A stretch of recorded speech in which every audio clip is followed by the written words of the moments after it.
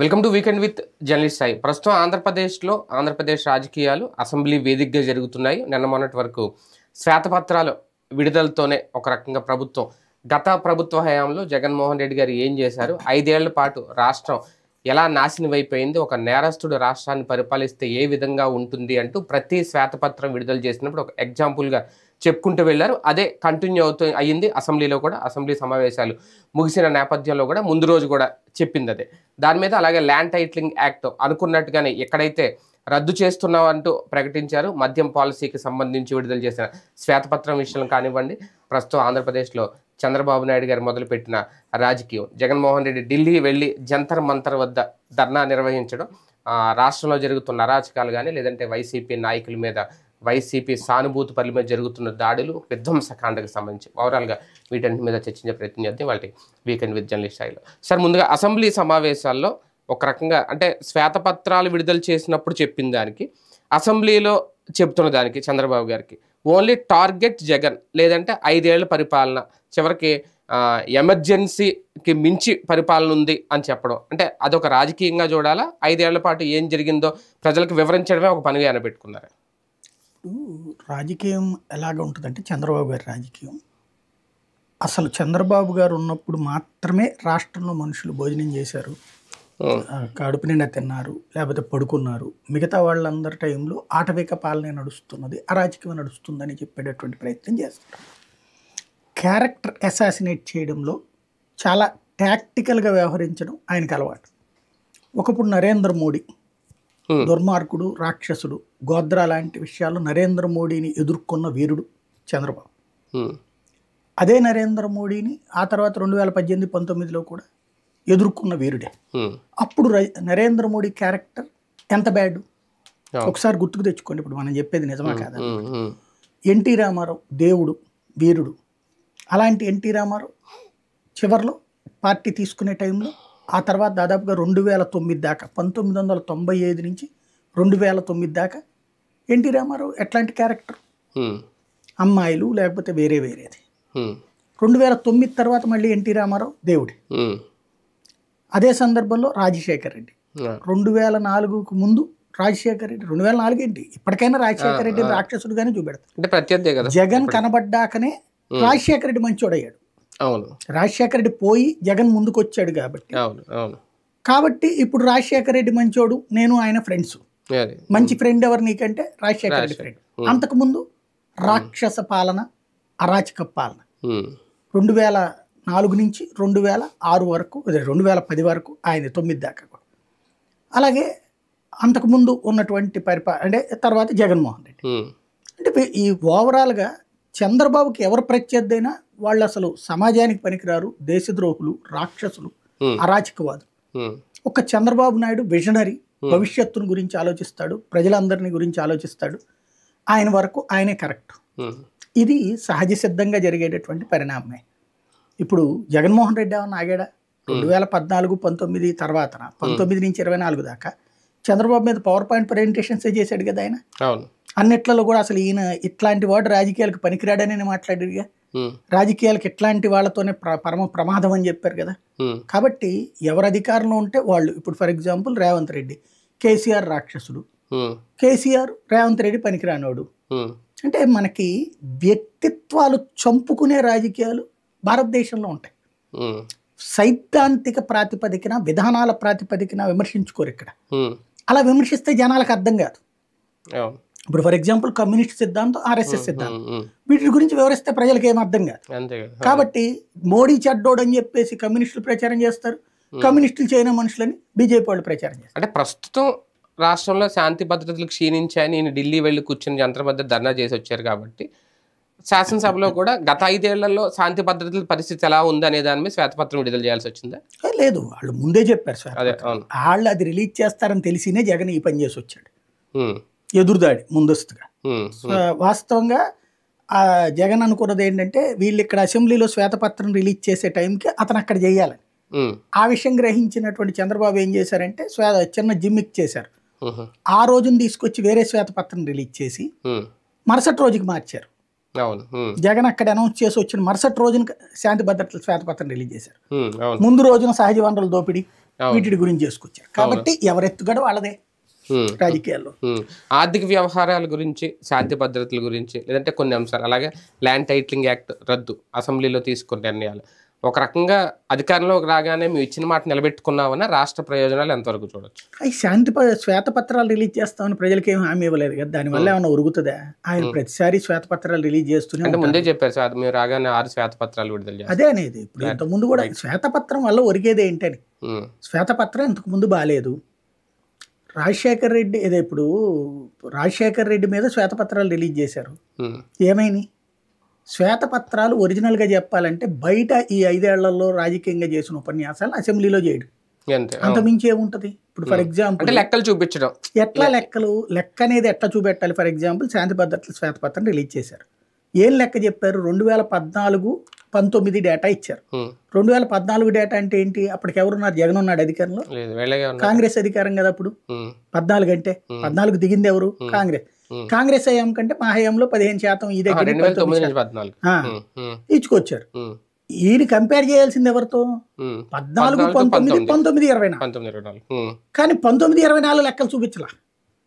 19-24 లెక్కలు చూపెడితే హత్యల కేసుల్లోనూ అత్యాచారాల కేసుల్లోనూ తక్కువ ఉన్నాయి, నేరాల సంఖ్య తక్కువ ఉంది.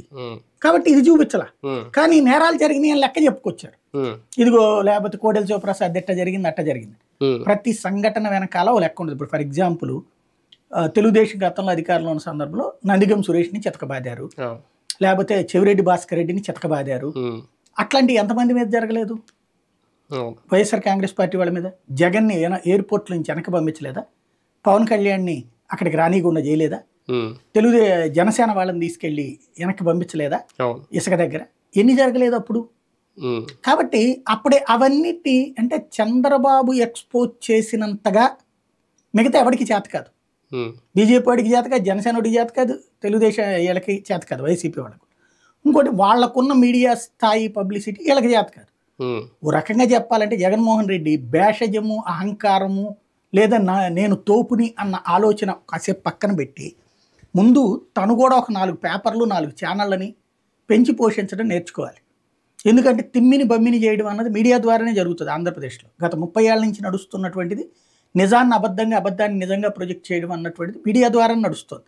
దానికి పోటీ అని చెప్పి తీసుకొచ్చాడు సాక్షి, కానీ అది క్రమంగా ఉట్టి పార్టీ బాకా ఓదడానికే పరిమితమైంది. మిగతా టైంలో ఉపయోగపడాల. ప్రోత్సహించుకోకపోతే ఈయన చివరికి అదేదో ఆయన చెప్పినట్టు ఎకోబారో బొకోబారో మాఫియా డాన్ కిందనే మిగిలిపోతాడు జగన్మోహన్ రెడ్డి, అంతే. ల్యాండ్ టైటిలింగ్ యాక్ట్ రద్దు చేసి హామీ నిలబెట్టుకున్నారా? దానివల్ల ప్రజా ప్రయోజనం చేకూరింది అని ప్రజలకి ఒక సంకేతం ఏమైనా ఇచ్చారా? అది ఒకే రోజున 2 ఇన్సిడెంట్స్ నవ్వొచ్చింది. ఆ రోజు పొద్దునే మన కేంద్ర ప్రభుత్వం బడ్జెట్లో ఒక పెద్ద వివరణాత్మకమైనటువంటి ప్రసంగం చేసింది నిర్మలా సీతారామన్. ఏమని? ప్రతి రాష్ట్రంలో కూడా రీసర్వే చేయాలి, భూములు రీసర్వే చేయాలి, రీసర్వే చేసి ల్యాండ్ టైటిల్స్ ఇవ్వాలి, శాశ్వత టైటిల్స్ ఇవ్వాలి, వాటిని 2 సంవత్సరాల టైం పీరియడ్ పెట్టుకుని 2 సంవత్సరాల లోపు కనుక ఎవరో అభ్యంతరాలు లేకపోతే డీమ్డ్ టు బి అంటూ శాశ్వత భూ హక్కు ఇచ్చేయాలి. ఎందుకు ఇది అన్నటువంటి విషయం చెప్పింది. ప్రపంచంలో ఉన్నటువంటి పెద్ద పెద్ద పారిశ్రామికవేత్తలు ఈ దేశంలో పెట్టుబడి పెట్టడానికి వస్తే భూమి కొంటే ఆ కొన్నటువంటిది ఇప్పుడు ఫర్ ఎగ్జాంపుల్ ఎక్కడే ఎందుకండి, ఎంత అద్భుతమైనటువంటి ప్లాన్తో చేసుకొచ్చినటువంటిది వ్యాన్పిక్, ఎంత అద్భుతమైన ప్లాన్తో చేసుకొచ్చింది లేపాక్షి నాలెడ్జ్ హబ్. పెట్టుబడులు కూడా వచ్చినాయి, వాటికి డబ్బులు బ్యాంకు లోన్స్ ఇచ్చినాయి. కానీ ఎందుకు నడపలేదు? మధ్యలో ఎవడో కోర్టులో లిటిగేషన్ వేస్తాడు, 1000 ఎకరాల మధ్యలో ఎవరో 10 మంది లిటిగేషన్ వేస్తారు, ఏళ్ల తరబడి. అది ఇక్కడ పరిశ్రమ ఎందుకు పెడతాడు? ఆ డబ్బులన్నీ ఏం చేసుకోవాలి? అది తీసుకెళ్లి సాక్షిలో పెట్టుబడి పెట్టుకున్నాడు. దాంట్లో చూసాం కానీ మనం ఇక్కడ ఎంత లిటిగేషన్స్ నడిచినాయి. లేపాక్షి నాలెడ్జ్ హబ్ అయినా ఇదైనా సరే నిజంగా అది కనుక అసలు ఆ లిటిగేషన్ లేకపోతే వాళ్ళు వ్యాపారం పెట్టుంటే ఎన్ని వేల మందికి ఉపాధి అవకాశాలు వచ్చాయి ఈ రెండిట్లలో. అందులో ఇవి ఇండస్ట్రియల్ హబ్బులు, ఇంటర్మీడియట్ బిలో వాళ్ళకి వస్తాయి ఉద్యోగ అవకాశాలు, డిగ్రీ ఆపైన వాళ్ళకి కూడా ఉద్యోగ అవకాశాలు వస్తాయి కదా. మ్యానుఫ్యాక్చరింగ్ సెక్టర్ ఎంత సక్సెస్ఫుల్ గా నడిచేది. భారతదేశంలో ఏ విదేశీయుడైనా పరిశ్రమ పెట్టాలంటే పెద్ద సమస్య ఏంటంటే ల్యాండ్ లిటిగేషన్. ఇక్కడ దాంట్లో మనం కొన్న తర్వాత ఒకడొచ్చి దేవాదాయం అంటాడు, ఒకడొచ్చి వక్ఫ్ అంటాడు, ఇంకోడొచ్చి ఇంకో పేరు చెప్తాడు. సెక్యూరిటీ లేదు. మనం కొన్న భూమికి ఈవెన్ మీరు కొనుక్కున్నానన్నా రేపు పొద్దున అవతలాడు ఇంకోటి వచ్చి మా తాత హయాంలో నాకు రాయిగుండా పోయాడు కాబట్టి నాకు హక్కు ఉందని కోర్టుకెళ్ళి నీ దాని మీద స్టే తెచ్చేయచ్చువాడు. ఇట్లాంటి దరిద్రాలు బోలెడ్స్ వచ్చినాయి. అదే. మన దేశంలో. అలాంటి లిటిగేషన్స్ కి శాశ్వత పరిష్కారంగా తీసుకొచ్చినటువంటిదే ల్యాండ్ టైటిలింగ్ యాక్ట్. ఇది భారతదేశం అంతా అమలు చేయాల్సి ఉంటే బీజేపీ పాలిత రాష్ట్రాలు కూడా వెనకాడిని. ఎందుకు అంటే ఒక విప్లవాత్మకమైనటువంటిది మొండిగా మొరటగా చేయాలి. ఓ రకంగా చెప్పాలంటే సరిహద్దుల్లోకి వచ్చేటటువంటి తీవ్రవాదులు తన్ని తరిమేయడానికి ప్రాణాలకి తెగించి ఎట్లా పోరాడతారో వీటిట్లలో రాజకీయాలు పక్కన పెట్టి చేయాలి. అది చేసినోడు పోయాడు అంటే, కానీ ప్రజలు యాక్సెప్ట్ చేయలేదు. అదేనేది, అది చేసినోడు పోయాడు. ఎందుకు అంటే ప్రతి ఒక్కరిలో ఉండే దరిద్రం ఎట్లా ఉంటుందంటే, అమెరికా సూపర్ రా, రష్యా సూపర్ రా, అక్కడికి పోతే అసలు రోడ్డు మీద రా, ఎంత వెహికల్కి డిస్టెన్స్ ఉండాలి, హారన్ కొడితే ఊరుకోరు, ఇటు చెప్తాం. మరి నువ్వు ఇక్కడ ఎట్టా నడుపుతావు బండి అంటే నువ్వు అడ్డదిడ్డంగా పోతావు. అదే అడిగితే నీ పక్కనోడు అట్ట వెళ్ళాడు కాబట్టి అంటావు. నువ్వు సరిగ్గా వెళ్తుంటే కదా నీ పక్కనోడు కూడా అట్టగా నియమబద్ధంగా పాటించేది. నీతులు అనేది ఎదురోడికి చెప్పడానికి బాగుంటే మన దగ్గరకు వచ్చేటప్పటికి ఎగ్జామ్షన్ కావాలని కోరుకుంటాం. ట్రాఫిక్ సిగ్నల్స్ దగ్గర మన వరకు ఎగ్జామ్షన్ ఉండాలి, మిగతా వాడిని ఎందుకు యాక్షన్ తీసుకోరంటాం. అట్లాంటి మెంటాలిటీ ఉన్నటువంటి వాడు భూ వివాదం నా వరకు నేనేం చెప్తే అట్ట పరిష్కారం కావాలి, కానీ మిగతా వాళ్ళది మాత్రం సస్టైనబుల్ గా ఉండాలి. ఇంకోటి ఇక్కడ భ్రమలు కల్పించారు, భయపెట్టేశారు జనాల్ని, ఏదో జరిగిపోతుంది. దానికి కారణమైంది వీళ్ళు చేసిన తలతెక్క పని. జగన్మోహన్ రెడ్డి వాళ్ళు చేసినటువంటి తలతెక్క పని ఏంటి అంటే, ఆ పుస్తకం మీద జగన్ బొమ్మ, ఆ రాళ్ల మీద జగన్, అవి లేకపోయి ఉంటే అసలు ఇష్యూనే ఉండేది కాదు, ఏ గొడవ ఉండేది కాదు. అసలు పాయింట్ అలా అక్కడే అతిపెద్దదైనటువంటి తప్పు ఆయన చేసింది. దాన్ని వీళ్ళు చక్కగా అడ్వాంటేజ్ గా తీసుకుని మొత్తం భూములు లాక్కేసుకుంటున్నాడు అన్నారు. ఎట్లా లాక్కుంటాడు ప్రపంచంలో? ఎవడన్నా ఎవడు భూమి ఎవడబ్బా సొంతని ఎవడు లాక్కోగలుగుతాడు ఏ చట్ట ప్రకారం? కానీ ప్రచారం చేశారు.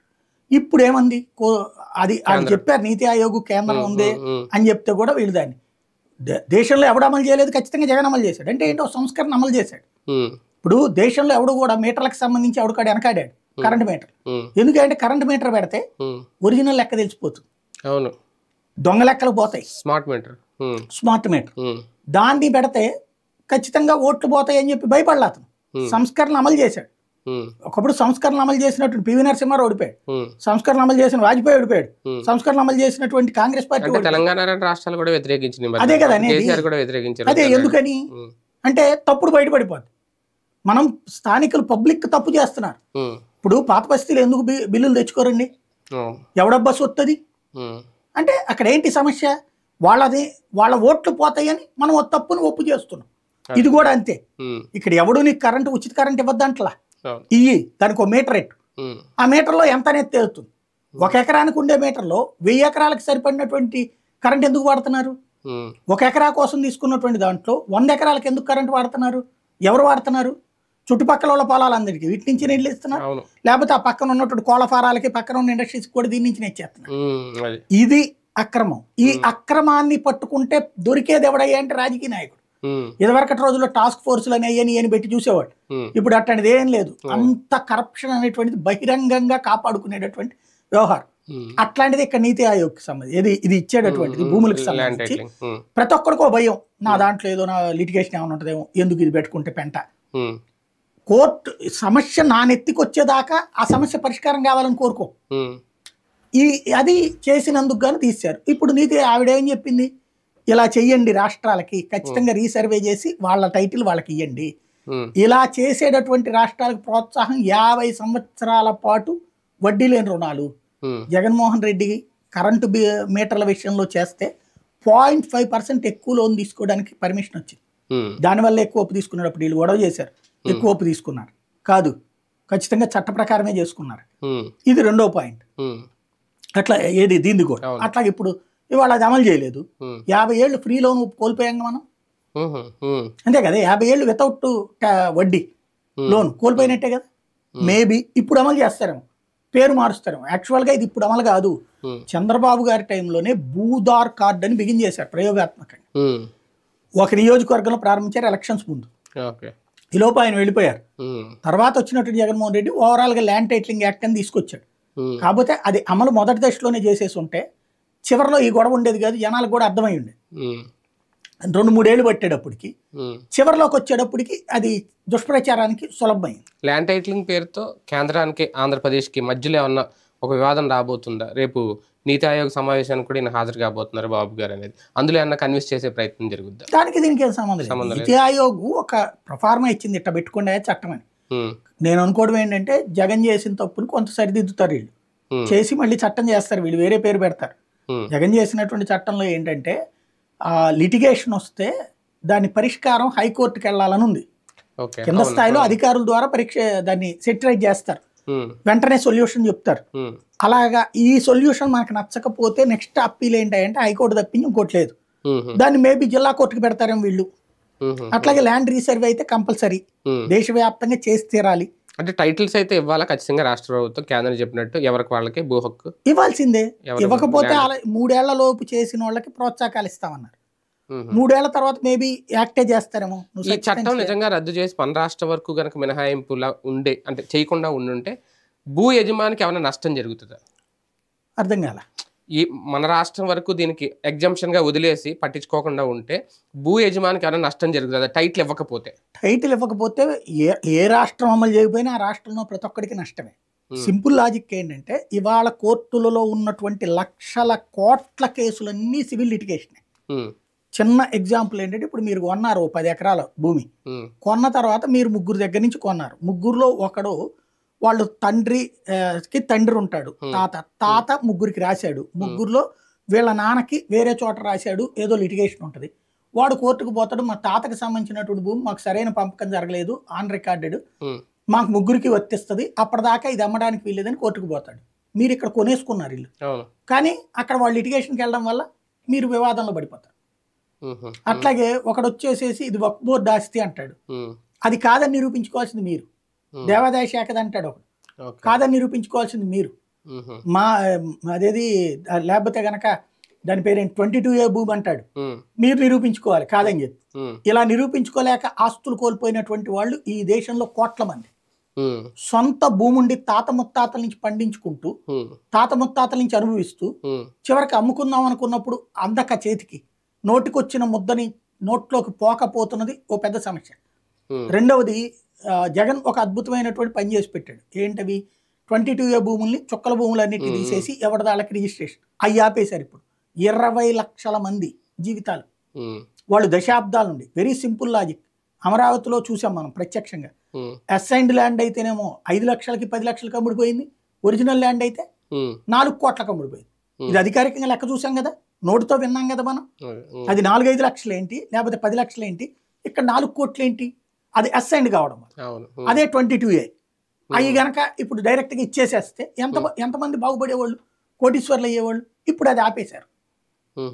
ఇట్లాంటివన్నీ అంటే నోటికొచ్చిన ముద్ద నోట్లో నుంచి పోయింది. అంటే అసైన్ భూములు తీసుకున్న వాళ్ళకి కూడా ఇబ్బందేనా రేపొద్దున్న? అంతే కదా. అసైన్ భూములు అంటేనే ప్రభుత్వం ఇస్తుంది కదా దళితులకి, దాని మీద కూడా ఇబ్బందేనా? ఇప్పుడు దానికి ల్యాండ్ టైటిలింగ్ యాక్ట్ కి సంబంధం లేదు, కానీ అసైన్డ్ భూమికి కూడా టైటిల్ ఇస్తారు. అదే అన్నాను, టైటిల్ ఇస్తారు. అయితే చట్టం మార్చుకోవాలి. ఇప్పుడు 22A కిందన దానికి వీళ్ళు జీవో చేసుకొచ్చి చట్టం తెచ్చేసి ఇచ్చేసేయమన్నారు భూములు. ఇప్పుడు ఆపేసింది జగన్ ప్రభుత్వం, ఇదే బాబు ప్రభుత్వం. దాదాపు 20 లక్షల ఎకరాలు అయితే 60,000 ఎకరాల రిజిస్ట్రేషన్ జరిగింది.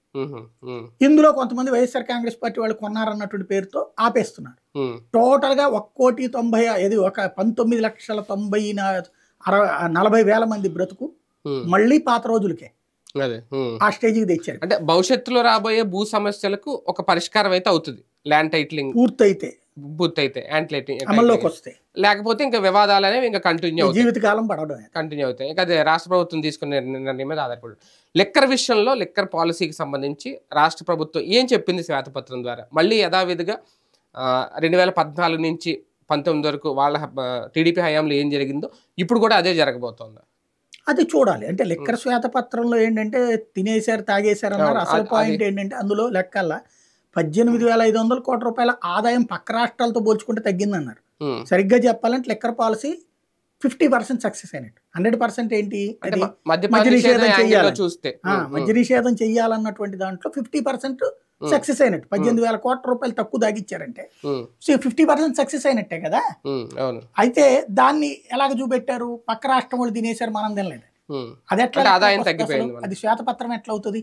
శ్వేతపత్రం అంటే నీ రాష్ట్రంలో నువ్వంతకు ముందు ఎంత సంపాదించావు, జగన్ వచ్చాక ఎంత సంపాదించాడు, ఎందుకు మీ ఇద్దరిదే కదా పరిపాలన నువ్వు కంపేర్ చేయాల్సింది. తెలుగుదేశం హయాంలో ఏడాదికి ఎంత ఆదాయం వచ్చింది, ఏ మందు ద్వారా ఎంత ఆదాయం వచ్చింది, జగన్ హయాంలో ఏ మందు ద్వారా ఎంత ఆదాయం వచ్చింది, బెల్ట్ షాపుల ద్వారా ఎంత వచ్చింది, వైన్ షాపుల ద్వారా ఎంత వచ్చింది, బార్ల ద్వారా ఎంత ఆదాయం వచ్చింది. జగన్ వచ్చాక రెండే ఉన్నాయి, బారు వైన్ షాప్, వాటి ద్వారా ఎంత ఆదాయం వచ్చింది, అంతకుముందు ఎంతమంది తాగేవాళ్ళు, ఇప్పుడు ఎంతమంది తాగేవాళ్ళు, అది కదా లెక్క చెప్పాల్సింది. అది పక్కకు పోయి అందులో ఇప్పుడు శ్వేతపత్రంలో చెప్పింది ఏంటి, తాగడం తగ్గిందని కనబడుతుంది, ఆదాయం ఎక్కువ వచ్చింది, కానీ పక్క రాష్ట్రాలతో పోలిస్తే తక్కువ వచ్చింది అంటారు. పక్క రాష్ట్రాలతో ఎవడన్నా పోలుస్తాడా? ఇంకోటి, పక్క రాష్ట్రాలతో పోలిస్తే తగ్గింది మద్యం అంటే అర్థం ఏంటి, మనం తాగడం తగ్గామని కదా. అదేమంటారు దొంగ మద్యం, దొంగతనాన్ని చట్టబద్ధం ఎందుకు చేస్తావు నువ్వు? ఎప్పుడైనా చేస్తానే ఉంటారు. కాబట్టి అది సరే, తెలుగుదేశం వాళ్ళకి సంతోషంగా ఉంటది, జనసేన వాళ్ళకి సంతోషం. అంటే రాజకీయ కోణంలో చూసినప్పుడు తాగడం తగ్గింది కాబట్టి జగన్మోహన్ రెడ్డి గారికి వచ్చే ఓట్లు కూడా తగ్గినాయి. ఓట్లు రాజకీయం బేస్ చేసుకుంటే వీళ్ళు ఇప్పుడు మందు బాబులో లేదంటే మద్యం ప్రియులు చూస్తుంది ఏంటంటే మళ్ళీ పాత బ్రాండ్లు వస్తాయా, మళ్ళీ ధరలు తగ్గిపోతాయా, యథావిధిగా ఉంటుంది. ఇది ఇప్పుడు రాష్ట్ర ప్రభుత్వం, ప్రస్తుత ప్రభుత్వం ఇవ్వబోతున్న క్లారిటీ. ఖచ్చితంగా ఒకప్పుడు మద్య నిషేధం కోసం పోరాడి మద్య నిషేధం చేసినటువంటి తెలుగుదేశం పార్టీ ఇప్పుడు మందు తాగించడం కోసం తన విధానం అనుకుంది, ఎన్నికల్లో హామీ ఇచ్చింది, వచ్చింది కాబట్టి తాగిస్తారు. రేపు పొద్దున తాగిన తర్వాత ఏమంటారు, నెక్స్ట్ తాగి ఇప్పుడు వస్తా ఉంటారు. వీళ్ళదేమో మద్యపాన నిషేధం వీళ్ళకి హామీ ఏం లేదు కదా, కాదు కదా, వైసీపీ హామీ అది అయిపోయింది. శ్వేతపత్రంలో మాట చెప్పారు, కిడ్నీలు పోయి లేకపోతే పోయి అయిపోయింది అంటే డిఅడిక్షన్ సెంటర్స్ అయితే ఇంకా పెంచుతాం. డిఅడిక్షన్ సెంటర్లు 4 తీసుకోవడానికి కూడా పనికిరావు. కానీ నేను అనేది రోగాలతో చచ్చిపోవడాలు, ఇది ఒకసారి 2014-19 మధ్య సంఖ్య ఎందుకు చెప్పలా? 14-19 మంది మధ్యలో ఆయా రోగాలతో ఎంతమంది చచ్చిపోయారు, 19-24 మధ్య కూడా తీయాలిగా. ఇక్కడ తీశారు ఎంతమంది చచ్చిపోయారు, 14-19 ఎందుకు చెప్పలా? చెబుతే కదా అప్పుడు కంపారిజన్ కరెక్ట్ గా తెలిసేటటువంటిది. బేసిక్ సమస్య ఒకటే, మందు తాగితే నాణ్యమైన మందు తాగితే ఆరోగ్యకరంగా ఉంటాడని చెప్తాం వెరితనం. మందు అనే దాని గురించి ఇంతవరకు తప్పుగా ఫీల్ అయ్యేవాడు, ఇప్పుడు మద్య నిషేధం జీవితంలో చెయ్యరు అని తేలిపోయింది శ్వేతపత్రం ద్వారా. అదే సందర్భంలో మద్యాన్ని ఎక్కువ తాగిస్తాం అన్నటువంటిది పరోక్షంగా చెప్పినట్టే, తక్కువ ధరలకి, పాత బ్రాండ్లకి. రేపు పొద్దున్న జగన్మోహన్ రెడ్డి గారు ఒకవేళ మళ్ళీ 29 అధికారంలోకి వచ్చినా మద్యపాన నిషేధం జోలికి వెళ్తారా? ఇప్పుడు జరుగుతున్న పరిస్థితులు చూస్తా ఉంటే అసలు కిందసారి వదిలేశాడు కదా ఆయన. అదే మధ్యలో నిజంగా అయితే కనుక మొత్తం చేయాలి, 2 ఏళ్లలోనే వదిలేశాడు ఆ పాలసీ. కాబట్టి ఏంటంటే రేట్లు ఎక్కువ సంపాదించాడు, అంతకు మించి పాలసీని అయితే అంటే పాలసీ మార్చేశారు కదా, ఒక రూట్ మ్యాప్ వేసేసారు, బ్రాండ్లు మార్చేశారు, ధరలు పెంచేశారు, ప్రభుత్వమే దుకాణాలు నిర్వహిస్తోంది, అదేదో వాకిన్ లిక్కర్ స్టోర్స్ అని పెట్టేశారు, మొత్తం సెటప్ అంతా అయితే మార్చేశారు. వదిలేసినా అదైతే కంటిన్యూ జరుగుతుంది ఇప్పటి వరకు కూడా. ఇప్పుడు రేపు మారుస్తారు, రేపు పొద్దున కూడా ఇలాంటి సాహసం చేస్తారా, కంటిన్యూ అవుతుంది. ఇప్పుడు హోమ్ డెలివరీ కూడా పెడతాడేమో ఎందుకంటే వీళ్ళు మందు తక్కువ రేటుకి అమ్ముతారు అన్నప్పుడు ప్రతి నెల కూడా ఏదైతే రేషన్ తో పాటు ఒక 4 బాటిల్ ఫ్రీగా ఇస్తానని అని చెప్తాడని తెలియదు. అసెంబ్లీలో తల్లికి వందనం పేరుతో జరిగిన డ్యామేజీని ఏమన్నా రికవరీ చేసుకునే ప్రయత్నం నారా లోకేష్ గారు చేశారా, లేదంటే జరిగిన ప్రచారానికి టీడీపీకి అసలు సంబంధం లేదనుకోవాలా? బేసిక్ గా అయితే ఆయన చెప్పిన దాని ప్రకారం ఏడాది ఇవ్వట్లేదు అని అర్థమైంది, అదొకటి. అవును. రెండవది వచ్చేటప్పటికి తల్లికి వందనం పెట్టినా కూడా పిల్లలు రాలేదు పూర్తిగా. 75,000 మంది తెలుగుదేశంతో పోల్చుకుంటే తగ్గారు. స్కూళ్లలో 10 మందే ఉన్నటువంటి స్కూళ్ళు 11,000 ఉన్నాయి అన్నటువంటిది లెక్క చెప్పుకొచ్చారు. ఓవరాల్గా విద్యా వ్యవస్థ సంస్కరణలో అన్నటువంటి కాన్సెప్ట్ మీద చర్చ తప్పించి దాంట్లో తల్లికి వందనం వీళ్ళు ఆశించారు ఏడాది నుంచి వస్తాను, రాలేదు. జగన్మోహన్ రెడ్డి కూడా వీళ్ళు ఏమంటారంటే, జగన్మోహన్ రెడ్డి కూడా ఏడాది ఎండింగ్ లో ఇచ్చారు, మీరు అప్పుడే మమ్మల్ని మా నుంచి అట్ట ఆశిస్తారని అడుగుతున్నారు. కాబట్టి అది నడిచిపోతుంది. అంటే ఫర్ ఎగ్జాంపుల్ మనం తెలంగాణలో చూసుకుంటే అప్పట్లో రైతు బంధు అలాగే ఆపేశారంటే రేవంత్ రెడ్డి అప్పుడు ఆపేసినా నెక్స్ట్ మంత్ ఇచ్చేసి క్లియర్ చేశారు కదా దాన్ని. ఇక్కడ ఈ విషయంలో అమ్మఒడి విషయంలో మాత్రం అంటే ఎగ్గొట్టే విధానం ఏమన్నా నడుస్తుందా వీళ్ళు జరుగుతున్న ప్రచారం ప్రకారం? ఇప్పుడు పెన్షన్ ఇస్తానన్నది ఇవ్వాల, ఇప్పటికి కూడా ఏమి ఇస్తున్నాడు, కేసీఆర్ టైం డబ్బులే ఇస్తున్నాడు. కాబట్టి ఎవరికాళ్ళు అంతే. ఇప్పుడు చంద్రబాబు నాయుడు పథకాలన్నీ తీసేయలేదు అయినా, ఆ లెక్కనైతే అది చెప్తారు కదా, SC ST పథకాలు 20 తీసేశారు, అన్న క్యాంటీన్లు తీసేయలేదా? ప్రభుత్వాలు మారినప్పుడు విధానాలు మారుతాయి, దానికి అంగీకరించుకుని సిద్ధంగా ఉండాలి జనం. అమ్మఒడి అనే పథకం పోనీ తీసేసిన దాని ప్లేస్ లో తల్లికి వందనం తీసుకొచ్చారు కదా, అది ఒక సంవత్సరం ఒక ఏడాది తీసేయడం అంటే ఒక రకంగా విద్యార్థులకు ఇబ్బందే కదా. రేపు పొద్దున అదే కాదు, రేపు పొద్దున ఎంతమందికి ఇస్తారో కూడా చూడాలి. అది తెలియదు. ఇంకా యాక్చువల్ గా 1,20,00,000 మంది పిల్లలు ఉన్నారు, అందరికి ఇస్తారా? ఇప్పుడు దాంట్లో ఆయన చెప్పడం విధి విధానాలు అవి మారుస్తా ఉన్నారు, ఇంకా ఎక్కువ ఇస్తామన్నారు. ఎక్కువ ఇచ్చేటైతే 1,30,00,000 మందికి ఇవ్వాలి. ఎందుకని ఏదో కారు కొనుక్కున్నందుకు రేషన్ కార్డు తీసేశారు ఇట్లాంటివి చెప్పారు. ఆ లెక్కనైతే కనుక ప్రతి ఒక్కరికి ఇచ్చేయాలి, వైట్ రేషన్ కార్డు ఉన్న ప్రతి ఒక్కరికి. ఇప్పుడు ఫస్ట్ రేషన్ కార్డులు తీసేస్తారా, లబ్ధిదారులను మారుస్తారా, ఇది చూడాలి. కానీ దీని మీద ఇంకో డౌట్ ఏంటంటే, ఆల్రెడీ సచివాలయాలు అయితే ఉన్నాయి, ఇంకా సచివాలయాలు ఇంకా తీసేయలేదు, ఏం ప్రక్షాళన విలీనం కూడా చేయలేదు. త్రూ సచివాలయాల ద్వారానే కదా మొన్నటి వరకు అమ్మఒడి ఇచ్చినా ఏమి ఇచ్చినా, ఇంకా కొత్తగా తల్లికి వందనం పేరుతో లోతుగా చేసే పరిశీలన అధ్యయనం ఏముంటది? అసలు దాంట్లో చెప్పిన మాటే రాంగు. పక్క రాష్ట్రాలకు వెళ్ళి చూసేది ఏంటి? పక్క రాష్ట్రాలు ఎక్కడ అమ్మఒడి తల్లికి వందనాలు లేవు. అవును. విద్యా వ్యవస్థకు సంబంధించి ఎవడి ప్లానింగ్ ఆడిదే, ఎవడి రాష్ట్రం ఆడిదే. ఉత్తరప్రదేశ్ మనం తీసుకొచ్చి ఇక్కడ అమలు చేస్తే ఉత్తరప్రదేశ్ వాళ్ళకి మళ్ళీ వాళ్ళందరూ ఇతర రాష్ట్రాలకు వలసపోయేటట్టు చేద్దామా మనం?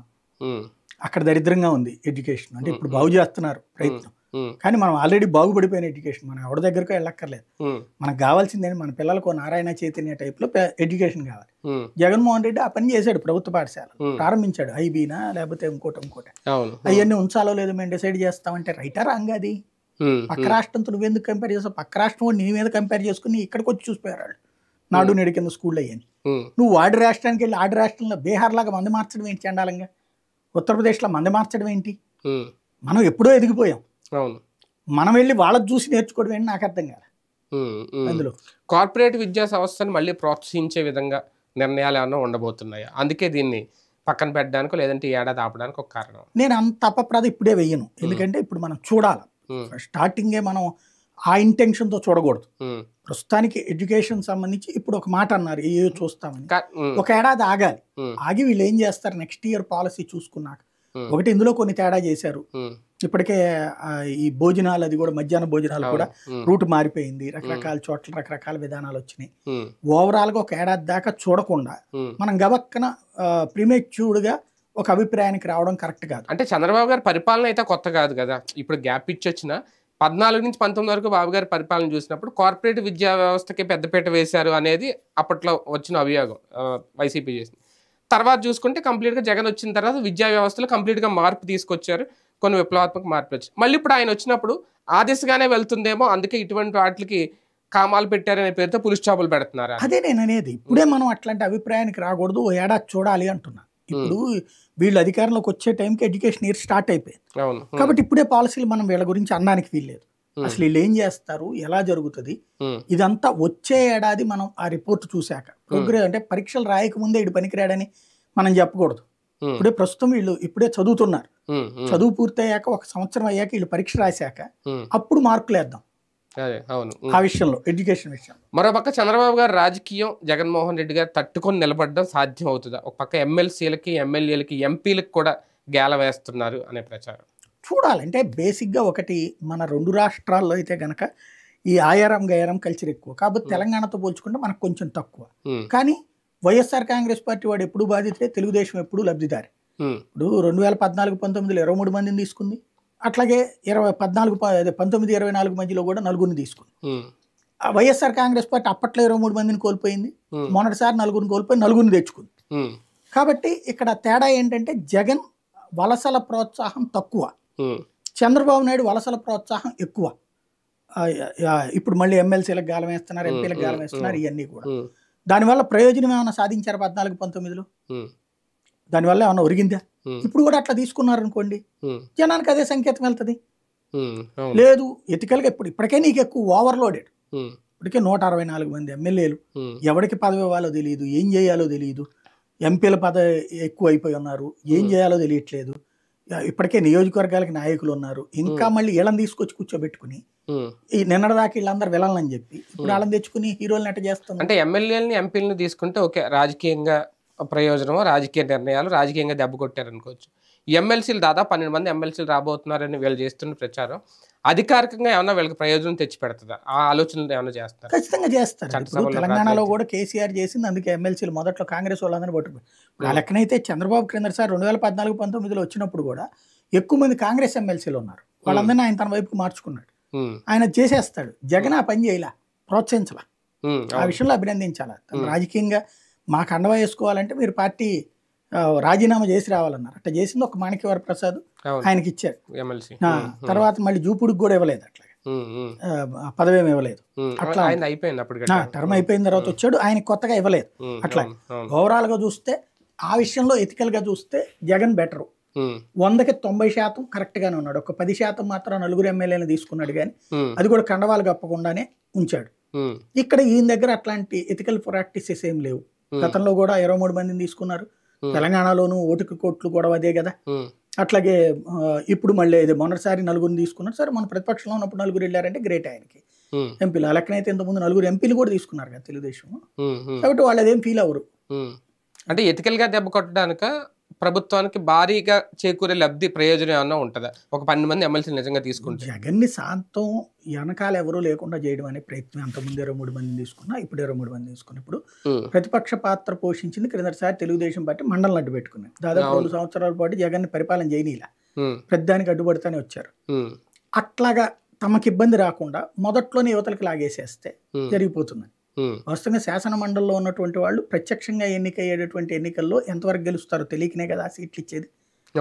వాళ్ళ వలన ఒరిగేది ఏంటంటే ఈ 2 ఏళ్ళు వాళ్ళకి వీళ్ళు మేబీ ఏంటంటే మీ జోలికి రాము మేము అని హామీ, లేదా వాళ్ళకి ఏమన్నా పర్సనల్ ప్రయోజనాలు పొందడానికి సహకరిస్తారేమో వీళ్ళు. అందుకోసం వచ్చేసారు అనుకోండి, వైసీపీకి లాసే. కాకపోతే అలాగని చెప్పేసి అది ఎథికల్గా యాక్సెప్టబుల్లా, ఆత్మవిమర్శ చేసుకోవాలి అది. కానీ ఎమ్మెల్సీ ఎమ్మెల్యే విషయాల్లో ఏమన్నా డిఫరెన్స్ ఉంటుందండి? అంటే ఎమ్మెల్యేలు అంటే ఓకే వచ్చేస్తారు, ఇప్పుడు మన 4 వచ్చారు, వాళ్ళ పార్టీకి అయితే రాజీనామా చేయలేదు, మద్దతుగానే ఉన్నారు, అలాగని పార్టీలో చేరలేదు. కానీ ఎమ్మెల్సీలు అనేది ఎమ్మెల్యేల ద్వారా చట్టసభల ద్వారా ఎన్నుకోబడిన ఎమ్మెల్సీలు కాబట్టి వాళ్ళకి ఏమైనా రిస్ట్రిక్షన్స్ ఉంటాయా, లేదంటే వాళ్ళు కూడా సింపుల్గా వచ్చేసి తెలుగుదేశం పార్టీ ఎమ్మెల్సీలా కంటిన్యూ అయిపోవచ్చా సభల్లో? 2/3 కలిసి వస్తే ఏం చేయలేరు. అంటే దానికి కూడా ఏమైనా ఒక నెంబర్ ప్రకారం తీసుకుంటారు, ఎంతమంది వస్తే ఏం ప్రాబ్లం ఉండదు, వైసీపీ ప్రాబ్లం లేదు. ఎందుకు అంటే చైర్మన్ వైసీపీ మనిషి. అవును, కాబట్టి ఇప్పుడు ఎవరన్నా వెళ్ళగానే అనర్హత వేటు వేసేయచ్చు. అనర్హత వేటు ఇప్పుడు అట్లాగే వేశారు కదా జంగా కృష్ణమూర్తికి. అవును, లేకపోతే కనుక మొత్తం 2-3 విషయంలో చేశారు కదా.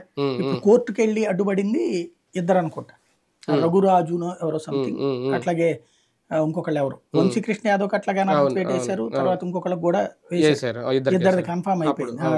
రామచంద్రయ్య శ్రీరామచంద్రయ్యది ఇది చేశారు కదా. ఇప్పుడు వాటి ప్లేస్ లోనే కదా 2 కొత్తగా ఎన్నికైంది, జనసేన తెలుగుదేశం ఒకళ్ళు. అట్లాగా ఉంటది బేసిక్ గా. ఏం చేస్తారో చూడండి. ఒకవేళ వెయిట్ అయితే వేయచ్చు, 12 మంది ఒకవేళ వచ్చేసిన వెంటనే చైర్మన్ అయితే వెయిట్ వేసే అవకాశం. చైర్మన్ తో సహా లాక్కుంటే ప్రాబ్లం లేదు అప్పుడైతే. అంటే ఇప్పుడు 32 మంది అనుకుంటా కదా వీళ్ళకున్నది, 12 మంది వస్తే ప్రాబ్లం ఏమి ఉండదా? నేను అదే 12 మంది వస్తే కుదరదు అంటున్నా. వాళ్ళు అనర్హత వేటేస్తారు కాబట్టి అనర్హత వేటేసాక వాళ్ళకే ఇస్తామని చెప్తే వాళ్ళు వచ్చారనుకోండి, అనర్హత వేటేస్తే ఎమ్మెల్యేల కోట వీళ్ళదే కాబట్టి వీళ్ళు తీసుకోవచ్చు. ఇప్పుడు వీళ్ళది కాబట్టి కాకపోతే వాళ్ళకే ఇస్తామని వీళ్ళు అష్యూరెన్స్ ఇచ్చి తీసుకోవాలి. అంటే మళ్ళీ ఎలక్షన్లు పెడతారా? మళ్ళీ ఎన్నికలు జరుగుతాయి, మళ్ళీ ఎమ్మెల్యే. ఇప్పుడు మొన్న ఎట్లాగైతే 2 ఎలక్షన్ జరిగిందో అట్లాగే జరుగుతాయి. ఒక రకంగా ఢిల్లీ వెళ్ళి జగన్మోహన్ రెడ్డి సాధించింది ఏంటి? జాతీయ స్థాయిలో సక్సెస్ అయ్యారా, రాష్ట్రంలో సక్సెస్ అయ్యారు? అంటే జాతీయ స్థాయిలో తన బద్దత ఏంటో చూపెట్టుకోగలిగాడు. తనకంటే ఇక్కడ వంట రోడ్ అయిపోయాడు, ఇక జగన్కి వెనకాల ఏమీ లేదు అన్నప్పుడు, లేదు జగన్కి జాతీయ స్థాయిలో పలుకుబడి బాగానే ఉంది అన్నటువంటిది 8 పార్టీలు అటెండ్ అవడం ద్వారా జగన్కి జాతీయ స్థాయిలో పలుకుబడి అయింది. ఇదివరకు చక్రాలు తిప్పేటటువంటి నాయకుడు చంద్రబాబు అని ఫీల్ అయ్యేవాడు. తను అరెస్ట్ అయినప్పుడు జైల్లో ఉన్నటువంటి సందర్భంలో మద్దతు ఇచ్చినటువంటి వాళ్ళ కోసం ఎతకాల్సి వచ్చింది. 2-3 అది కూడా క్యాజువల్గా స్టేట్మెంట్ ఇచ్చి వదిలేసినటువంటి. అదే ఇప్పుడు జగన్మోహన్ రెడ్డికి స్టార్టింగే 8 పార్టీలు మద్దతు ఇచ్చినాయి. తద్వారా ఓ రకంగా తన బలమేం తగ్గలేదు అనేటటువంటి దాన్ని ప్రొజెక్ట్ చేసుకోగలిగారు. ఆ మద్దతు జగన్ చూసి వచ్చిందని అనుకోవాలా, బీజేపీ మీద వ్యతిరేకత వచ్చింది అనుకోవాలా? 2 కూడా అనుకోవాలా. జగన్ తమ వైపు లాగే ప్రయత్నం, భారతీయ జనతా పార్టీ మీద వ్యతిరేకత. రెండోది ఏంటంటే చంద్రబాబుకి ఇదివరకు చక్రాలు తిప్పినటువంటి స్టేజ్తో కంపేర్ చేస్తే ఇప్పుడు జగన్ని, అంటే అప్పుడు ఏంటి ఆయన ఎక్కువ యాక్టివిటీ, ఇప్పుడు జగన్మోహన్ రెడ్డికి అంటే లాంగ్ స్టాండింగ్ లైఫ్ చూసుకుంటున్నారు. అప్పట్లో చంద్రబాబుకి లాంగ్ స్టాండింగ్ లైఫ్ ఉంది కాబట్టి బాబు చెప్పినట్టు నడిచినాయి. ఇప్పుడు జగన్కి ఆ విధమైనటువంటి రెస్పెక్ట్ ఇస్తున్నారు. ఇంకో 20-30 ఏళ్ళు రాజకీయం చేస్తాడు కదా అని చెప్పేసి. అంటే ఒక 11 సీట్లకే ఒక పతన స్థాయికి వచ్చిన ఒక పార్టీకి 8 పార్టీలు జాతీయ స్థాయిలో సపోర్ట్ వచ్చినాయి అంటే జగన్మోహన్ రెడ్డి గారి భవిష్యత్తు అక్కడ వాళ్ళు చూసారా? అంటే ఇక్కడ వచ్చిన వాళ్ళలో ఫర్ ఎగ్జాంపుల్ ఏఐడిఎంకే ఉంది, ఓసారి 6 వచ్చినాయి, దానికి డిఎంకేకి 7 వచ్చినాయి. ఇంకెక్కడ మనకైతే 175, అక్కడ సీట్లు ఏది 240 ఎంత ఉన్నాయి. ఇక్కడ అన్ని సీట్లు ఉన్నప్పుడు వచ్చింది 6-7 వాళ్ళకి. జయలలిత ఒకసారి 6 సీట్లకు వచ్చింది, కరుణానిధి ఒకసారి 7 సీట్లకు వచ్చాడు. వాస్తవంగా మన రాజకీయం కూడా దాన్నే ఫాలో అవుతున్నాం, అటో ఇటో. అంటే తక్కువ వచ్చిన పార్టీలను అలా అయితే సమాజ్వాదీ ఉంది, టీఎంసీ ఉంది, అది రెండు ఉన్నాయి కదా. వాళ్ళకి కూడా ప్రతిపక్ష పాత్ర లేకుండా లేదు. ఒకప్పుడు తృణమూల్ కాంగ్రెస్ ప్రతిపక్ష స్థానం కూడా లేదు. అదే అవును, దాంట్లో కాంగ్రెస్ ఉన్న టైంలో, కమ్యూనిస్టులు ఉన్న టైం లేదు, దానికి సీన్ రాలా. కాబట్టి వాళ్ళ అది కాదు లెక్కేసేది, వీళ్ళ కెపాసిటీ ఎంత, ఇవాళ ఒకటి మర్చిపోతున్నది ఏంటంటే వీళ్ళందరూ కూడా భారతదేశంలో ఏ పార్టీకి ఎంతెంత ఓటు పర్సంటేజ్ దేశవ్యాప్తంగా పోలైన ఓట్లలో ఎంతెంత పర్సంటేజ్ వచ్చింది అని లిస్ట్ ఇచ్చింది ఎలక్షన్ కమిషన్. దాంట్లో 5వ స్థానంలో వైఎస్ఆర్ కాంగ్రెస్ పార్టీ ఉంది, 2.5%. మనకి ఇక్కడ లెక్క కాదు, దేశవ్యాప్తంగా. దేశవ్యాప్తంగా బీజేపీకి 36.5%, 37% ఉంది. కాంగ్రెస్కి 21, 22 ఉంది. ఆ లెక్కను చూసుకున్నప్పుడు 5వ స్థానంలో బీజేపీ ఉంది, ఇదే వైఎస్ఆర్ కాంగ్రెస్ పార్టీ. 7వ స్థానంలో తెలుగుదేశం ఉంది టోటల్గా పోలైన ఓట్ల పర్సంటేజ్ లెక్క చూసుకుంటే. కాబట్టి అది లెక్క తీస్తారు వాళ్ళు. రాష్ట్రంలో జరుగుతున్న విధ్వంసకాండను ఇప్పుడు జాతీయ స్థాయిలో అక్కడ చూపించే ప్రయత్నం జగన్మోహన్ రెడ్డి గారు. అది కేంద్ర పెద్దలతో మాట్లాడినా సరిపోద్ది, ధర్నా చేయడం వెనక ఏంటి ఆయన చేసిన రాజకీయం? ఇప్పుడు కేంద్రంలో ఎవడ అపాయింట్మెంట్ ఇవ్వట్లేదు ఆయనకి. ఇప్పుడు జగన్ మోడీని కలుస్తాను, అమిత్ షాని కలుస్తాను, బహిరంగ లేఖలు రాశాను అన్నారు. ఎవరైనా రెస్పాండ్ అయ్యారా? ఎన్డీఏలో భాగస్వామి కదా చంద్రబాబు, వాళ్ళు ఎవరు రెస్పాండ్ అవ్వట్లేదు. మరి అట్లాగని చెప్పి ఇంట్లో కూర్చుంటే ఎవడు పట్టించుకుంటాడు? అందుకనినే ఢిల్లీ వెళ్ళి ఇక్కడ ఏంటంటే అసెంబ్లీలో ఫుట్బాల్ ఆడుకుంటారు, దానికి కౌంటర్ సమాధానం చెప్పడానికి అక్కడికి వెళ్ళి చేసుకొచ్చింది అది. ఇప్పుడు ఇదివరకు మనం గుర్తెచ్చుకుంటే అసెంబ్లీలో వైఎస్ఆర్ కాంగ్రెస్ పార్టీ విమర్శలు చేసి జగన్మోహన్ రెడ్డి స్వయంగా పవర్ పాయింట్ ప్రజెంటేషన్తో విమర్శలు చేసేవాడు. దానికి సాయంత్రానికల్లా చంద్రబాబు గారు ప్రెస్ కాన్ఫరెన్స్ పెట్టి ఆయన పవర్ పాయింట్ ప్రజెంటేషన్ ఇచ్చేవాడు, గుర్తుందా మీకు? చాలా కాలం పాటు జరిగింది కదా అది. సేమ్ ఇక్కడ చంద్రబాబు అసెంబ్లీలో శ్వేతపత్రం విడుదల చేస్తుంటే ఈయన పవర్ పాయింట్ ప్రెజెంటేషన్ ఏమి వాళ్ళు వేయరు కదా ఇక్కడ అసెంబ్లీలో. ఇదివరకు చంద్రబాబు ఏమి వేయలేదు కదా, ఆయన బయట చెప్పుకున్నాడు, ఈయన బయటికి వెళ్ళి ఢిల్లీలో చెప్పుకున్నాడు, అంతే తేడా. ఒకప్పుడు ఈయన ప్రతిపక్షంలో ఉన్నప్పుడు కూడా, జగన్మోహన్ రెడ్డి గారు ప్రతిపక్షంలో ఉన్నప్పుడు కూడా అప్పట్లో కూడా మోడీని అమిత్ షాని కలిసిన సందర్భాలు ఉన్నాయి ఆ టైంలో. అప్పటికిప్పటికి ఏంటి డిఫరెన్స్ అంటే ఇప్పుడు ఎన్డీఏ భాగస్వామి ప్రభుత్వం ఉంది కాబట్టి ఇప్పుడు ఏమైనా ప్రయారిటీ పెరిగిందా టీడీపీకి, అందుకే ఈయన దగ్గర రానివ్వట్లేదా? అప్పుడు కూడా తెలుగుదేశం పార్టీతో కలిసి ఉందిగా, ఉంది. అవును, ఉన్నప్పుడు కూడా వచ్చినాయి అపాయింట్మెంట్లు. అయితే ఫస్ట్ లో కాదు, 2-3 ఏళ్ల తర్వాత జగన్ కి అపాయింట్మెంట్ ఇవ్వడం బిగిన్ చేశాక తెలుగుదేశంకి బీజేపీకి మధ్యన డిస్ప్యూట్స్ వచ్చినాయి. అతనికి ఎట్ట అపాయింట్మెంట్ ఇస్తారంటే ప్రతిపక్ష నాయకుడు అడిగినప్పుడు ఎట్ట ఇవ్వమని చెప్పి బీజేపీ వాళ్ళు మాట్లాడటం, అలా ఇవ్వడం ద్వారా జగన్ ఎంకరేజ్ చేస్తున్నాను వీళ్ళు ఫీల్ అవ్వడం, ఇదంతా జరిగింది. అప్పట్లో ఏంటి పూర్తి బలం ఉంది బీజేపీ కాబట్టి వాళ్ళు పని చూసుకోమన్నారు, గొడవ నడిచింది. ఇప్పుడు అట్లా కాదు, వాళ్ళకి చంద్రబాబు మీద డిపెండెన్సీ ఉంది కాబట్టి అంత తొందరగా వదులుకునే పరిస్థితి. చంద్రబాబు గారు ఏమైనా ఒక బలమైన కంచేసారా చుట్టూ? ఖచ్చితంగా, జగన్ వెళ్ళకుండా ఖచ్చితంగా కేంద్రంలో, అందులో డౌట్ ఏం లేదు, అదే నడుస్తుందని అనుకోవాలి. అంతే. ఒక రకంగా ఐఎన్డీఏ కూటమి వైపు మొగ్గు చూపే అవకాశాలు ఏమన్నా ఉన్నాయా జగన్మోహన్ రెడ్డి గారి ఆలోచనలో ఆ 8 పార్టీలు కలిసి రావడం? 3 కోణాల్లో చూడాలి. ఒకటి, నెంబర్ 1 వెళ్తే ఏంటి ప్రయోజనం? 240 మంది 232 మంది ఎంపీలు తోడున్నట్టు అవుతుంది. ఈ నలుగురితో కలిపితే 236 అవుతారు. రాజ్యసభలో ఇంకో 11 మంది అవుతారు. ఈయనకి ఏదన్నా ఇక్కడ ప్రాబ్లం రాగానే దేశవ్యాప్తంగా ఉన్నటువంటి అన్ని పార్టీలు గొల్లుమంటుంటాయి, చేసేస్తుంది. ఇట్లాగే మమతా బెనర్జీకి సపోర్ట్ గా, కేజ్రీవాల్కి సపోర్ట్ గా, అట్లాగే ఎట్లయితే వచ్చేది అవన్నీ జరుగుతాయి. ఆ విధమైనటువంటి సపోర్ట్ వస్తుంది ఒక ఆస్పెక్ట్ లో చూసుకుంటే. మైనస్ ఏంటంటే జగన్ కేసులు ఇప్పటిదాకా కోర్టులలో ముఖ్యమంత్రిగా ఉన్నంత వరకు 5 ఏళ్ళు వాయిదా పడతానే వచ్చినాయి. ఇప్పుడు ముఖ్యమంత్రిగా దిగ్గానే రోజువారీ విచారణకు వచ్చింది. రేపు పొద్దున్న జైలుకు పోవచ్చు, అంటే పంపించవచ్చు, ఎన్డీఏకి టార్గెట్ అవుతారా? అంతే కదా. అప్పుడు తీసుకెళ్ళి ఇప్పుడు ఆ ఈడీ కేసు పెట్టచ్చు దీని మీదన. ఇప్పుడు జగన్ హయాంలో కుంభకోణాలని చెప్పి లోపల వేయచ్చు. 2 రకాలు ఉంటుంది, ప్రయోజనం ఉంటుంది, నష్టం ఉంటుంది. అంటే జాతీయ స్థాయిలో కూడా అలాగా అనైతికల్ పాలిటిక్స్ ఉంటాయా? అంటే అనెథికల్ ప్రాక్టీసెస్ అని చెప్పి మనం అంటాం, వాళ్ళు ఏమంటారు చట్టబద్ధంగా ఇదిగో అంటారు. చూసి చూడనట్టు వదలడం, వెంట పట్టడం. ఇప్పుడు మమతా బెనర్జీ వాళ్ళ మేనల్లుడు వాళ్ళ మీద కేసులు పెట్టినప్పుడు ఏముంది, అది అనెథికల్ అంది. బట్ బీజేపీ ఏమంటది, చట్టబద్ధంగా అతను తప్పు చేశాడు కాబట్టి అంటది. ఇప్పటిదాకా జగన్ జోలికి రాలేదు. ఇప్పుడు కూడా ఏంటి డైరెక్ట్గా ఆర్డర్ రారు.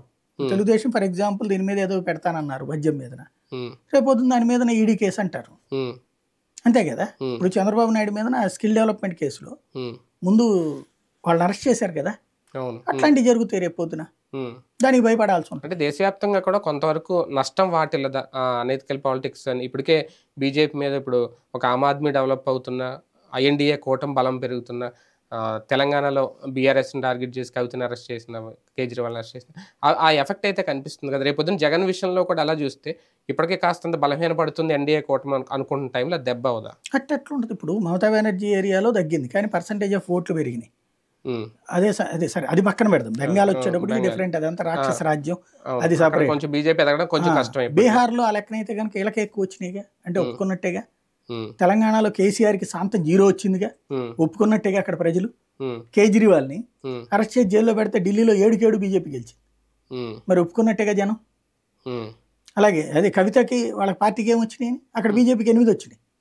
మరి అంటే అవినీతిని మనం పత్రికల్లో విమర్శిస్తున్నాం, ఇదంతా ఉంది, కానీ పబ్లిక్ అయితే గ్రౌండ్ లెవెల్ కరప్షన్కి సంబంధించినటువంటిది కఠిన చర్యల మీద సమర్థిస్తున్నారుగా బేసిక్ గా. అంటే కొన్ని ప్రాంతీయ పార్టీలను సమాజ్ చేసి దాని మీద బీజేపీ పునాదులు కట్టే ఆలోచన చేస్తుంది. అందులో ఏ తప్పు చేయకపోతే ఎవడు సమాజ్ చేయడు కదా. అందులో వైసీపీ కూడా ఏమైనా లిస్ట్ ఉంది. నేను అనేది తప్పు చెయ్యనోడిని ఎవడు ఏం చేయలేడు, ఏం పీకలేడు.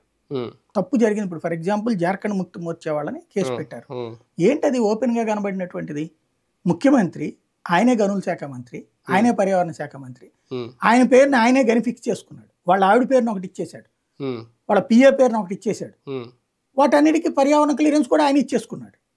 చట్టబద్ధంగా అయితే చేయొచ్చు, కానీ ఎతికలా అనెతికలా అరెస్ట్ చేశారు. ఇప్పుడు కొన్ని రోజుల నుండి బెయిల్ మీద వచ్చాడు బయటికి, ముఖ్యమంత్రి పదవికి రాజీనామా చేసి. ఎతికలు అనాలా అనెతికలు అనాలా? అది అట్లాంటి తప్పులు జరిగి ఉంటే జగన్ ఎట్ట వదిలిపెడతారు? అప్పుడు ఎప్పటిదాకా చూసి చూడనట్టు ఉండొచ్చు. ఇప్పుడు ఎందుకు అంటే ప్రభుత్వం కేంద్రంగా దర్యాప్తుకు ఆదేశించదు, ఎవరన్నా కంప్లైంట్ చేయాలి.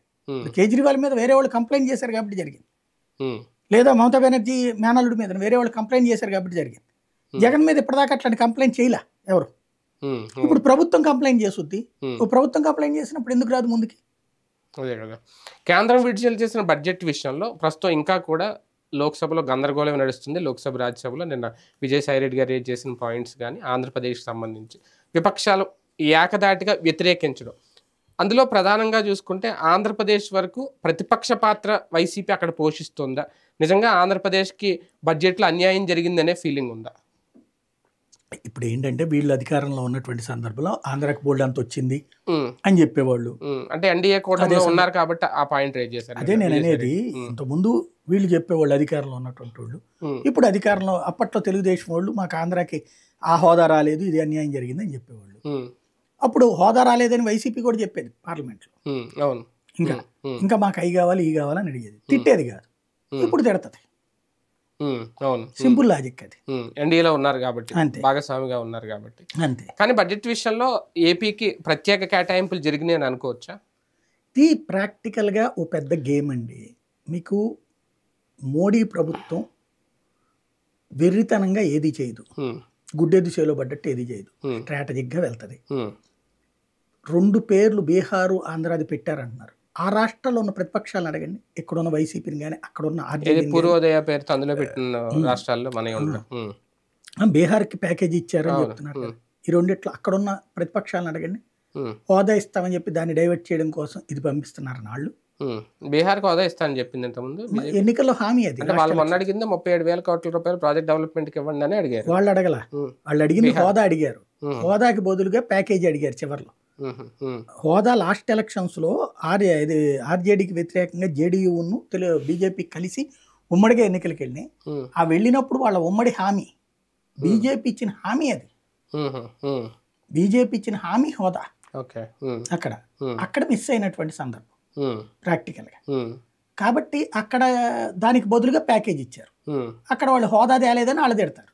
ఇక్కడ అంతే కదా, హోదాకి బదులుగా 15,000 కోట్ల ప్యాకేజ్ ఇచ్చారు అమరావతి. అదే ఇప్పుడు వైసీపీ అడుగుతుంది. కాబట్టి మిగతా రాష్ట్రాల వాళ్ళందరూ ఏమంటారు, ఆంధ్రాకి దోచిపెట్టారు, బీహార్కి దోచిపెట్టారు. వాస్తవంగా మనకు కావాల్సిన దాంట్లో 10వ వంతు వచ్చింది. 10వ వంతు వచ్చింది. మనం ఏం కోరుకున్నాం? 1,50,000 కోట్లు కోరుకున్నాం అమరావతి. 15,000 కోట్లు అంటే 10% కదా. అంతే కదా. అక్కడ వాళ్ళు ఎంత కోరుకున్నారు? 1,00,000 కోట్లు కోరుకున్నారు. మన బాబు గారు కూడా ఇల్లు అడిగారు అన్నారుగా, 1,00,000 కోట్లు ఎంత? అదే చెప్పేది. కాబట్టి ఇవన్నీ కూడా ఏదో అడగగానే 1,00,000 కోట్లు పూసేసేయడానికి వాళ్ళు సిద్ధంగా ఉండరు. నేను చాలాసార్లు చెప్పా, ఒక రాష్ట్రానికి ఇస్తే, ఇది జాతీయ పార్టీలు అధికారంలో ఉండేటట్టుంటాడు, ఒక రాష్ట్రానికి 1,00,000 కోట్లు పోసేసి మిగతా రాష్ట్రాలు ఓడిపోవడానికి సిద్ధపడతారా? అదే కదా. కానీ అంటే సవతి ప్రేమ కనిపించిందా మిగిలిన రాష్ట్రాల మీద? ఒక ప్రత్యేకంగా చూసినాయా మన రాష్ట్రాన్ని కేంద్రం? సాధారణంగా బడ్జెట్ గురించి తెలివి తక్కువడు, బుర్ర తక్కువడు, ప్రతి ఒక్కడు బడ్జెట్ టైంలో ప్రతి ఒక్కడు ఆర్థిక నిపుణుడు అయిపోతాడు. క్రికెట్ టైంలో ప్రతి ఒక్కడు క్రీడా నిపుణుడు అయిపోతాడు. ప్రాక్టికాలిటీ నీ ఇంట్లో నీకు 100 రూపాయలు చేతిలో ఉంటే ఆ 100 రూపాయలతో ఎలా ఖర్చు పెట్టాలని ఆలోచిస్తాం. కేంద్రమైన అంతే, దాంట్లో ఎక్కడ ఏది ఎవరికి అవసరం అన్నటువంటి లెక్క ఇస్తుంది. ఇందులో నా దృష్టిలో అయితే కనుక బడ్జెట్లో ఒక్క రకమైనటువంటిది మాత్రం మధ్యతరగతి ఎక్స్పెక్టేషన్కి తగ్గింది, అంతేగాని మధ్యతరగతి ఊరటే. గతంతో పోల్చుకుంటే 17,500 ఇప్పుడు ఒక 20 లక్షల రూపాయలు సంపాదించేటటువంటి వాడు 10 లక్షల రూపాయలు సంపాదించేవాడికి గతంతో పోల్చుకుంటే 17,500 వడ్డీ తగ్గింది, ఇదే పన్ను తగ్గింది. అంతకుముందు ఎప్పుడైనా తగ్గిందే గత 50 ఏళ్లలో, గత 70 ఏళ్లలో? మోడీ వచ్చాక ఇది రెండోసారి తగ్గింది. క్రిందటిసారి 15,000 తగ్గించాడు, ఈ దఫా 17,500 తగ్గించాడు. ఓవరాల్గా లెక్కేసుకుంటే 32,500 తగ్గినట్టు. కానీ మనం ఏం చూస్తాం, 10 లక్షలకి మేము కట్టేటటువంటి 2.5 లక్షల పన్నులో తొక్క నీ 30,000 ఎంత అంటాం. ఈ 10 లక్షలోడికి 30,000 అనట్లా, కానీ ఈ 10 లక్షలోడికి ₹1,00,000 తీసేస్తే వాడికేం మిగులుద్ది అక్కడ? అదే కదా. ఇంకోటి, నీకు జిఎస్టీ పెద్దానికి కట్టుతున్నారు, మరి పన్నులు కట్టకుండా ప్రభుత్వానికి ఆదాయం ఎక్కడి నుంచి వద్దు? నోట్లో ఏమైనా ముద్రిచ్చిస్తారా? ప్రాక్టికల్గా కాకపోతే భారం కాని పన్ను ఉండాలి. ఇది ఎవడు గ్యారంటీ ఇస్తాడు నేను అడుగుతాను. కాంగ్రెస్ ఇస్తుందా? మీకు అందరికీ పన్ను దేశంలో ఉన్న ఎవరికైనా సరే 20% పెంచనివ్వను అని చెప్పనండి, దేశంలో మిడిల్ క్లాస్ అంతా రేపు కాంగ్రెస్ కోటేస్తారు. ఇప్పుడు 30% పెట్టింది కదా స్కేలు, 20% ఉంటుంది హైయెస్ట్.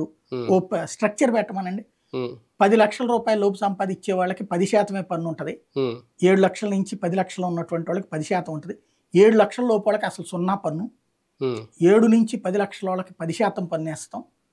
అదే 10 నుంచి 20 లక్షల రూపాయలు 20 లక్షల రూపాయల దాకా సంపాదించేటటువంటి వాళ్ళకి 20% పన్ను వేస్తాం. సెస్సులు ఏమి వేయం వాళ్ళ మీద అని హామీ ఇవ్వమనండి, దేశంలో మిడిల్ క్లాస్ అంతా వెళ్ళి వాళ్ళకే ఓటేస్తారు. పరిగెత్తుకెళ్ళి క్యూ లైన్లో నుంచి ఓటేస్తారు. అది ఎందుకు చెప్పదు? రేపు పొద్దున ప్రభుత్వం ఎట్లా నడుపుతారు ప్రాక్టికల్గా? రెండవది, ఇతరత్ర మౌలిక వస్తువులు ఎట్లా నడుపుతారు? ఇప్పుడు ఏదైనా సరే మౌలిక వస్తువులు కల్పించాలి అంటే డబ్బులు కావాలి, ఎక్కడి నుంచి వస్తాయి? లేదు, కొత్త వాళ్ళని పన్నుల జాబితాలోకి తీసుకురావాలి. వాస్తవంగా చెప్పాలంటే అంతకుముందు మోడీ రాకముందు ఈ దేశంలో 95 లక్షల మంది మాత్రమే పన్ను కట్టేవాళ్ళు ఉండేవాళ్ళు. 95 లక్షల మంది మాత్రమే. 1,30,00,000 మంది రిటర్న్స్ వేసేవాళ్ళు, 95 లక్షల పన్ను కట్టేవాళ్ళు. ఇప్పుడు దాదాపు 12 లక్షల మంది రిటర్న్స్ వేస్తున్నారు, దాదాపు 6 లక్షల మంది దాకా పన్ను కడుతున్నారు, ఇది 1,50,00,000 మంది దాకా పన్ను కడుతున్నారు. కాబట్టి పన్ను కట్టే వాళ్ళ సంఖ్యను పెంచారు, దానివల్లనే కదా ఇన్కమ్. అంతకుముందు ఎంత ఉంది? ఇది కాంగ్రెస్ హయాంలో ఎంత పన్ను వసూళ్లు ఉన్నాయి, ఇప్పుడు ఎంత పన్ను వసూళ్లు ఉన్నాయి? అంతకుముందు ఎంత బడ్జెట్ ఉంది, ఇప్పుడు ఎంత బడ్జెట్ ఉంది? అప్పుడు 12,000 కోట్ల బడ్జెట్, ఇప్పుడు 45 లక్షల కోట్లు. 45 లక్షల కోట్లు, అప్పుడు 12 లక్షల కోట్లు. ఎంత తేడా ఉంది బడ్జెట్? అదంతా పన్నులు. ఇవాళ ఎందుకని మనం ఈశాన్య రాష్ట్రాలు కడుతున్నాం? లేకపోతే ఇన్ని రోడ్లు, ఇన్ని ఫ్లైఓవర్లు ఎక్కడి నుంచి వస్తున్నాయి? ఇప్పుడు గ్రామీణ సడక్ యోజన, గ్రామీణ ప్రాంతాలకు రోడ్లు అన్నారు మళ్ళీ, రైల్వేలు బాగు చేయాలా, రైల్వే స్టేషన్లు బాగు చేయాలి, ఎక్కడి నుంచి వస్తాయి? ఆంధ్రప్రదేశ్ని ఇంకా కొత్త రాష్ట్రంగానే చూడడం, అంటే రాజధాని ఏర్పడలేదు కాబట్టి కూటమి కట్టడం వల్ల మనకు అదనపు ప్రయోజనం ఏమైనా దక్కింది. అందుకే చంద్రబాబు గారు వెళ్ళి ఇప్పుడు కృతజ్ఞతలు కూడా తెలబోతున్నారు నిర్మలా సీతారామన్. ఖచ్చితంగా, అంటే అమరావతి ఇష్యూలో ఇవ్వడం, దాంట్లో పైకి అది అప్పులు అని చెప్పింది కానీ, అంటే సహాయం చేపిస్తామంది కానీ అందులో ఎంత మాఫ్ చేయాలన్నటువంటిది కేంద్రం చూసుకుంటుంది. 30 ఏళ్ళ దాకా మనం కట్టక్కర్లా. ఒక్క వరల్డ్ బ్యాంక్ అనలా, వివిధ సంస్థల ద్వారా, అది ఏడీబీ ద్వారా ఇప్పించవచ్చు, నాకు ఏదో ఒక దాంతో ఇప్పిస్తారు. కాకపోతే అసలు సమస్య ఒక పెద్ద లాజిక్ ఉంది, అది ఫ్యూచర్లో ఎప్పుడన్నా వీళ్ళిద్దరి మధ్య విభేదాలు వస్తే అప్పుడు తిట్టేటప్పుడు చెప్తారు. ప్రాక్టికల్గా ఏంటంటే ఒకేసారి అందరూ 15,000 కోట్లు తీసుకొచ్చి నీ అకౌంట్లో వేసేసి వాడుకో అని చెప్పరు. ప్రతి దానికి ఈ పనికి ఇదని మొత్తం లెక్క చూపెట్టాలి, దానికి మళ్ళీ కేంద్రం అప్రూవ్ చేయాలి, అది వెళ్ళి ఆ అప్పుల సంస్థకి ఇవ్వాలి, వాడు ఒప్పుకోవాలి, మళ్ళీ వాడు ఏదో మార్పులు చెప్తాడు, చాలా వస్తాయి ఇవన్నీ.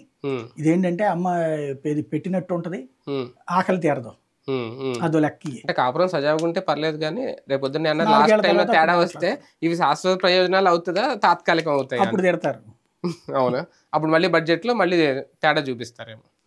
రైట్, చూద్దాం. మొత్తానికి బడ్జెట్ విషయంలో ఆంధ్రప్రదేశ్కి అలాగే ఎంతవరకు కేటాయింపులో క్లారిటీ వచ్చేసినట్టనా, ఇటు రాజధాని నిర్మాణం విషయంలో, పోలవరం విషయంలో అయితే క్లారిటీ ఇచ్చేశారు. రాష్ట్రంలో కూడా జరుగుతున్న రాజకీయ పరిణామాలు, జగన్మోహన్ రెడ్డి గారు ఢిల్లీ వెళ్ళి ఇక్కడ జరుగుతున్న విధ్వంసకాండ గురించి జాతీయ స్థాయిలో చెప్పే ప్రయత్నంలో అయితే సక్సెస్ అయ్యారా, దాని రిజల్ట్ ఎలా ఉంటుంది, పరిణామం ఏ విధంగా ఉండబోతుంది, ఇవన్నీ వేచి చూడాల్సిన అంశాలు. ఇది వాళ్ళ వీకెండ్ విత్ జర్నలిస్ట్ సాయి.